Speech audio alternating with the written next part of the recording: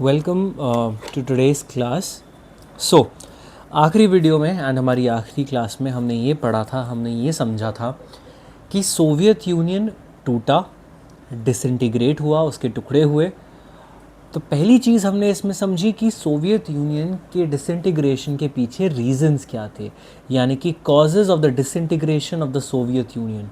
And after learning and after going through the causes of the disintegration of Soviet union, the topic which we had covered was the consequences of the disintegration of the Soviet Union। तो आप देखिए हमने दोनों causes and consequences को समझा कि क्यों टूटा Soviet union, and Soviet union के टूटने के बाद, डिसइंटीग्रेट होने के बाद what was happening in the world, what happened in the world, what was the direct effect of the disintegration of the Soviet Union। 25 December 1991 Soviet union टूट गया। अब इसके साथ साथ मैंने आपको एक और बात बताई थी, मैं रिपीट कर देता हूँ वो क्या बात थी। मैंने ये बताई थी कि after the disintegration of Soviet union the cold war was over. तो ये तो बहुत बहुत जनरल सा एक हमारा कंक्लूजन है जो हम ड्रॉ करते हैं, या कॉन्सिक्वेंस है सोवियत यूनियन के टूटने का, कि कोल्ड वॉर जो इतने टाइम से चल रही थी, 1945 से, सेकेंड वर्ल्ड वॉर के बाद से चल रही थी, अब वो कोल्ड वॉर ख़त्म हो चुकी थी। बट इसके साथ साथ मैंने जोड़ के एक और कॉन्सिक्वेंस बताया था, that finally it was declared and finally it was proven basically that the capitalist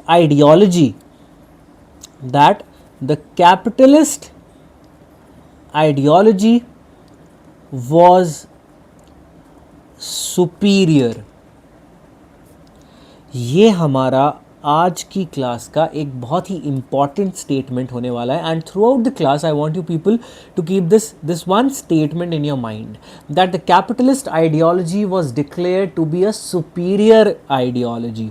superior to what? Superior to the ideologies which were followed by the former USSR. Former word इसलिए use कर रहा हूँ क्योंकि अब हम कहानी के उस भाग में या उस पार्ट पर आ चुके हैं जहाँ पर हमें ये पता चल गया है दैट यूएसएसआर अब खत्म हो चुका है, अब वो डिसइंटीग्रेट हो चुका है। So capitalist ideology was considered to be supreme.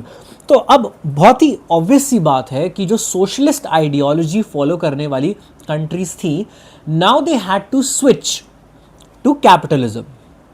And यहां पर एक बहुत इंपॉर्टेंट नाम आता है, एक नहीं बल्कि दो इंपॉर्टेंट नाम आते हैं, वर्ल्ड बैंक एंड आईएमएफ। तो अब जितने भी पोस्ट सोवियत स्टेट्स थे जो सोवियत यूनियन से निकले थे, इंडिपेंडेंस अपनी डिक्लेयर कर रहे थे, अब जितने भी ये पोस्ट सोवियत कंट्रीज़ हैं, और स्पेशली तीन जगह अगर आप बुक रीड करोगे तो there are 3 areas which are specifically mentioned, the East European countries, then we had Central Asian countries, and then Russia.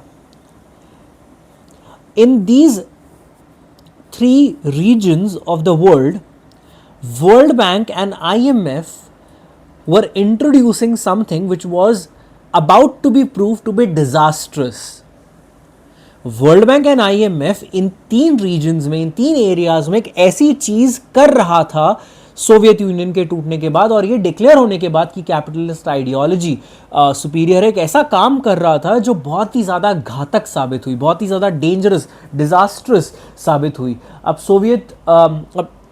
World Bank and IMF क्या कर रहे थे? वर्ल्ड बैंक एंड IMF एक ट्रांजिशन लेकर आ रहे थे इन एरियाज में।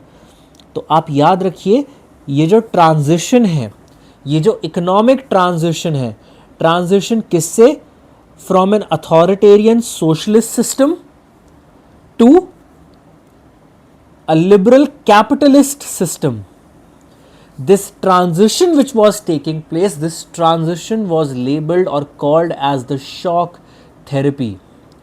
So it was a therapy, it was a transformatory phenomena, it was a transition phase for these regions, for these areas, as they were being transformed or transitioned from an authoritarian socialist state to a liberal capitalist one. So this was a very painful transition.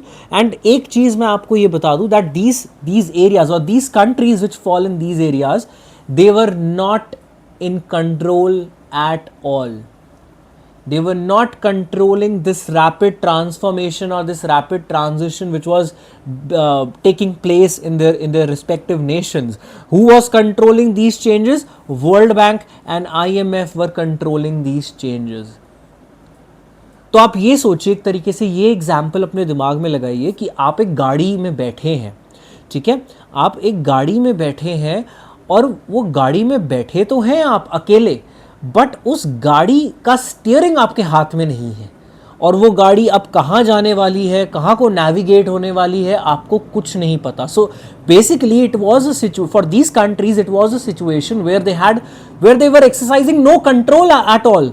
They had no control over what is going to happen with them, what is going to happen with their economies, how their economy is going to get transitioned, what are the methods, what are the best ways possible, should they do it gradually, should they do it rapidly. They were not in control, as simple as that. And हुआ क्या, इस transition को बहुत quickly लाया गया, gradually नहीं लाया गया, बहुत क्विकली लाया गया. अब आप ये सोचिए, इतने सालों से जो सिस्टम एकदम सोशलिज्म और कम्युनिज्म को फॉलो कर रहे थे, उससे बिल्कुल ही एक्सपीरियंस थे उस सिस्टम के साथ, आप रैपिडली एक ट्रांसफॉर्मेशन लेकर आना चाहते हैं और बिल्कुल ही अपरूट कर देना चाहते हैं पुराना सिस्टम. मैं कैसे बोल रहा हूँ अपरूट कर देना चाहते हैं पुराना system? World Bank and IMF ने जो शॉक थेरेपी इंट्रोड्यूस करी, इस शॉक थेरेपी के कुछ फीचर्स थे. The shock therapy introduced in these areas, in these regions which I have mentioned, there were some features. For example, the first feature was privatization. So everything which was owned by the government, which was owned by the state, was privatized. And many a times, ये मैं आपको consequences इसके आपको अगली class में बता दूंगा, but मैं आपको ये बताना चाहता हूँ कि जो इमीडिएटली और रैपिड प्राइवेटाइजेशन आया, इससे बहुत ज़्यादा इकोनॉमिक लॉस फेस करना पड़ा इन कंट्रीज़ को. और एक नेगेटिव कॉन्सिक्वेंस तो ये है कि 1989 में इन कंट्रीज़ की इकोनॉमी ज़्यादा बेहतर थी कंपेयर टू 1999.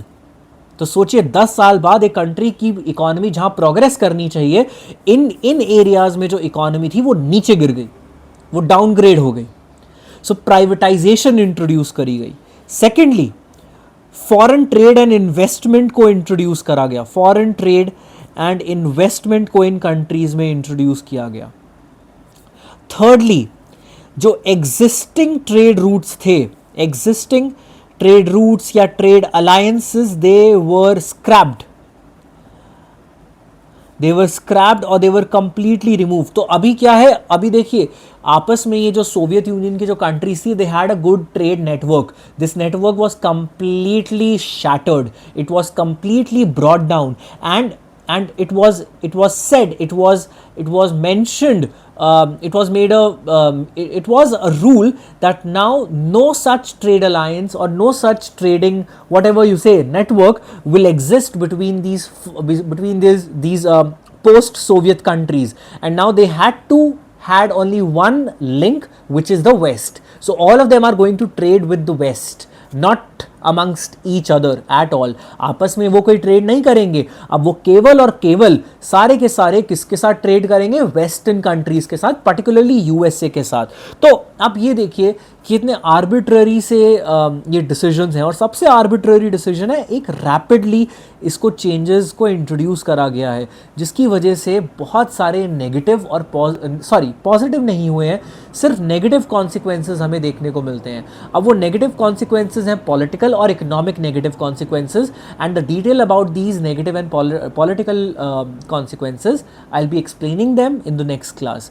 आई होप आपको थोड़ा बहुत शॉक थेरेपी समझ में आया हो, आपको थोड़ी क्लैरिटी मिली हो. एक बार आप रिपीट करके भी देख सकते हैं अगर आपको शॉक थेरेपी का इस इकोनॉमिक ट्रांजिशन का मॉडल आपको समझना है, जो इन कंट्रीज में इंट्रोड्यूस हुआ और किसने करा? इन्होंने करा. तो who introduced it, where they introduced it, and what was it. तो वो क्या था, कहाँ हुआ और किसने करा, तीनों क्वेश्चंस हमने एड्रेस करे and what were the basic features of this shock therapy. Thank you for watching. Please subscribe to my channel and give a like if you were able to understand and get something good out of the video. Thank you.